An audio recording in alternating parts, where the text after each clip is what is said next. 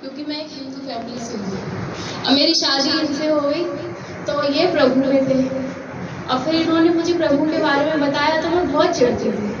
अब मैं इनसे कहती थी अगर मुझे पता होता कि आप यीशु में होते मैं आपसे शादी नहीं करती। मेरी शादी धोखा किया है, पहले मुझे बताना चाहिए था। मुझे ईसाई लोगों से बहुत नफरत थी।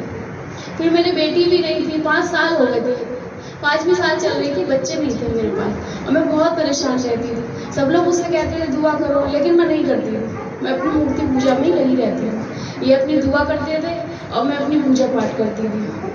कि हमारे पास्टर साहब हैं मेरे मामा जी, एक दिन मीनू ने मुझसे कहा ये तुम्हारे लिए फास्ट रख रहे हैं कि तुम्हारे बच्चा हो। तो मुझे उस चीज़ से मेरा हृदय एकदम बहुत परिवर्तन हुआ कि ये आते मैं तो इनसे नमस्ते तक नहीं करती हूँ और मैं मुँह छुपा के चली जाती हूँ कि ये मुझे अपने वचन ना बताएं और ये मेरे लिए फास्ट रख रहे हैं।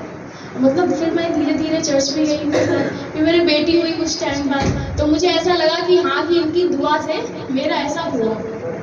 5वीं साल में मेरी बेटी हुई है तो मुझे ऐसा लगा कि हाँ इन लोगों की दुआ से मेरे साथ ऐसा हुआ। फिर मैं कहीं ना कहीं जानती थी कि मेरा रास्ता गलत है। मैं इनके साथ दुआ में बैठने लगी, चर्च में थोड़ा जाने लगी, लेकिन अपनी पूजा पाठ नहीं छोड़ रही थी। फिर मेरी बेटी थोड़ी समझदार हुई, मुझे देखने लगी कि मम्मी क्या कर रही है और पापा क्या कर रहे हैं।